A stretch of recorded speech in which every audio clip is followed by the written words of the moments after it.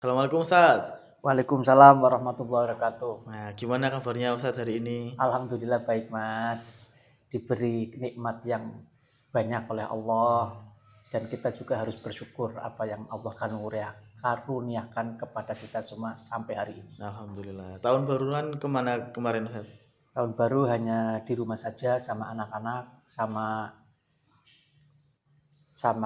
istri di depan rumah teras itu sambil buat jus sendiri, beli bakaran di luar, makan di sini. Nah, Kayak gitu aja sih. iya.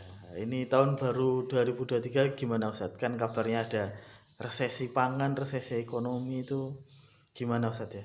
Saya kok jadi Iya. deg-degan. Gini Mas, emang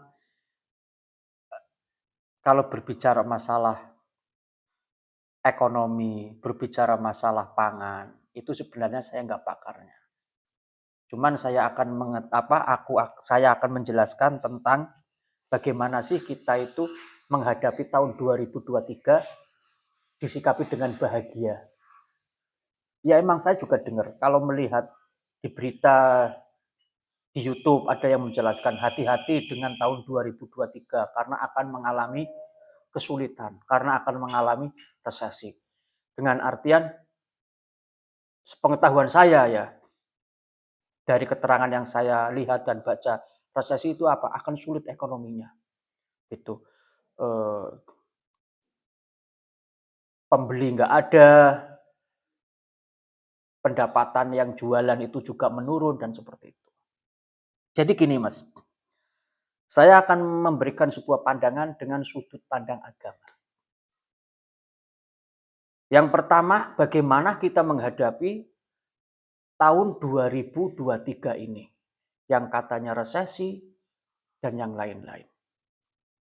Sebenarnya gini Mas, kalau kita sebagai hamba yang bersyukur, sebagai hamba yang ridho dengan apa yang diberikan oleh Allah kepada kita, sebagai hamba yang ikhlas ketika kita menjalankan aktivitas apapun, insya Allah yang namanya resesi tidak mungkin dan tidak akan terjadi pada pribadi yang pandai bersyukur, pribadi yang ikhlas, dan pribadi yang ridho ketika diberi sesuatu oleh Allah Subhanahu wa Ta'ala. Kenapa kok pada tahun 2023 banyak orang yang takut? Yang pertama faktornya seperti ini. Wa idza amilu la yakhlisuna. Banyak orang-orang yang kehilangan keikhlasannya ketika dia bekerja. Ketika dia melakukan apapun, itu kehilangan keikhlasannya, Mas. Makanya gersang dia hatinya.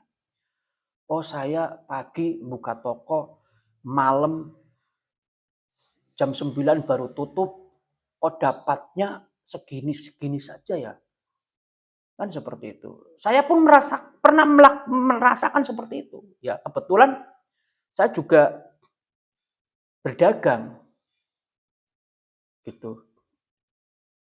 Ada 2 apotik yang saya pegang, jam 7 buka, jam 9 tutup. Awalnya ketika saya omsetnya sedikit, itu sedikit gundah gulana Mas.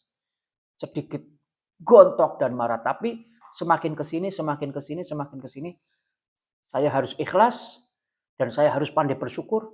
Alhamdulillah gundah gulana sambil diperbaiki yang lain dan lain-lainnya. Alhamdulillah sampai hari ini saya lebih tenang karena saya lebih ikhlas. Yang tidak diperbolehkan itu adalah wa iza amilu la yakhlisuna. Ketika kita bekerja, ketika kita melakukan apapun tidak bisa ikhlas. Nah itu akan terjadi resesinya di situ Mas. Penurunan, penurunan nilai, penurunan kualitas kita sebagai hamba Allah. Tuh. Yang kedua, wa yaquluna rizqallah wa la yashkurun.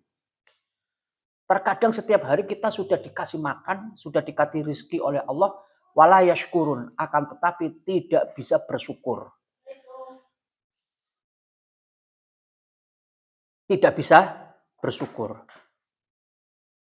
Wala yaqulun rizqallah wala yashkurun. Tidak bisa bersyukur.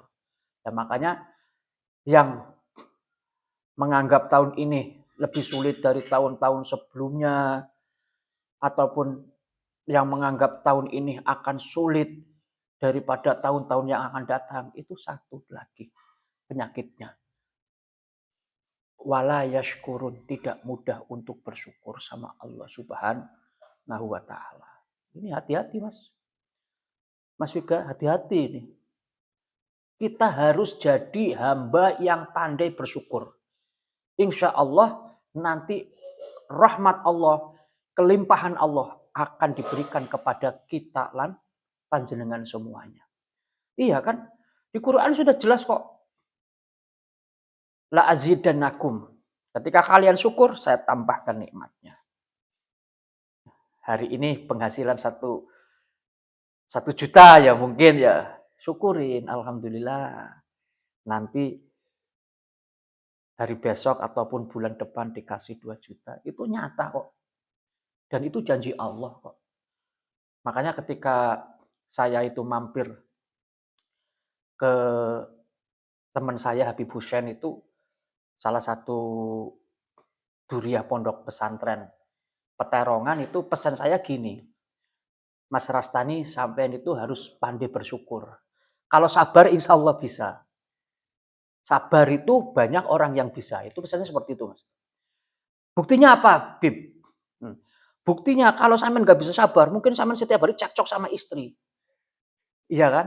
Ngurusin anak, ngurusin yang lain-lainnya. Buktinya sampai hari ini sampean sama istri itu masih baik-baik saja. Itu tanda sampean dan istri bisa sabar. Oh gitu, Bib ya? Iya.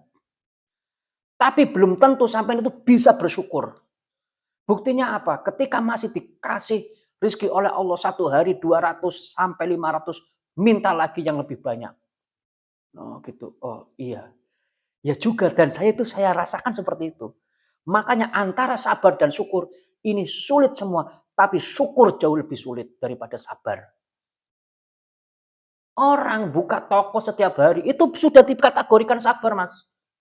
Entah tokonya rame, entah tokonya sepi, ya itu bisa dikategorikan sabar. Tapi belum tentu bisa bersyukur dengan pembagian Allah, dengan rezeki Allah yang diberikan setiap hari. Berundel, kurang banyak, kebutuhan wakil, akhirnya apa? Curhat sana sini dan lain-lainnya. Itu tanda kurang bersyukur. Intinya apa? Biar tidak resesi, ayo kita menjadi hamba yang mudah bersyukur. Itu yang kedua, tipnya biar tidak terkena resesi. Yang ketiga, wayardona bikismatillah. Terkadang kita tidak bisa ridho dengan apa yang Allah berikan kepada kita, Mas. Itu yang akan terjadi resesi ataupun akan terjadi kesulitan. Kalau Allah sudah mengasih berapapun kemudian kita ridho, wah, nikmat banget. Ya Mas ya. Nikmat banget. Hari ini dikasih teh, ya, ini teh. Ya kita harus ya raduna ridho, bikismatillah. Kita harus ridho dan dinikmati, diminum, dinikmati. Dengan penuh syukur. Jangan hari ini dikasih teh, mintanya jus yang tidak ada. Ini kan hati akan terus bergejolak. Terus bergejolak. Ini berarti secara tidak langsung, kalau kita berbicara masalah ilmu tauhid, ini sebenarnya rezeki dari Allah, tapi wasilahnya itu banyak. Wasilahnya banyak. Makanya tip 3 ini, biar tidak terkena resesi di tahun 2023. Yang pertama itu adalah la yakhlisuna. Wa idza amilu yakhlisuna. Ketika beramal ikhlas. Apapun profesinya, Mas. Yang kedua, wa yaqulun rizqallah yashkurun. Mudah menjadi hamba yang bersyukur. Karena apa? Kita masih dikasih makan. Kita masih dikasih minum. Kita masih bisa jajan. Kita masih bisa membeli apa yang kita inginkan. Yang ketiga, wa yardona bikismatillah. Ridho apa yang Allah berikan kepada kita. Ridho apa yang Allah diberikan kepada keluarga kita. Kita sudah dikasih akal yang sempurna. Kita sudah dikasih telinga yang sempurna. Kita sudah dikasih tangan yang sempurna. Kita sudah dikasih anggota badan semua yang sempurna. Kita bersyukur. La in syakartum la zidannakum wala in kafartum inna adzabi lasyadid. Itu nyata, Mas. Azab itu bukan semata-mata Allah itu menurunkan azab langsung nanti di akhirat. Enggak, terkadang di dunia ada kegelisahan hidup. Ya kan? Hati sering menyalahkan orang lain. Hati sering gelisah. Itu sebenarnya makna daripada inna adzabil lasyadid kalau tidak bisa bersyukur. Ketika berkumpul dengan keluarga, ketika ada masalah dengan keluarga yang menyalahkan orang lain dan lain-lain. Itu mudah-mudahan di tahun 2023 ini kita bisa menghadapi dengan 1, ikhlas, 2, bersyukur, 3, ridho dengan ismatillah, pembagiannya Allah. Ditempatkan di posisi manapun kita ridho. Ojo sering protes. Ojo banyak protes. Apa meneh protes karo Gusti Allah. Mungkin itu Mas Wiga tanggapan saya daripada tahun 2023 yang penuh isu, yang penuh tantangan. Hati saya jadi adem, Ustaz. Oh gitu ya. Nggih. Gimana? Ustaz adem juga enggak? Apa? Adem juga. Alhamdulillah saya adem, Mas. Apalagi ini musim hujan. Oh iya. Ya, mudah-mudahan bermanfaat. Jangan lupa kunjungi channel sukangaji.id dan ajak teman-teman untuk subscribe biar manfaatnya lebih luas. Cukup sekian Mas Wiga ya. Iya, Ustaz. Allahumma waffiq ila aqwamit thoriq, ihdinas siratal mustaqim. Wassalamualaikum warahmatullahi wabarakatuh. Waalaikumsalam.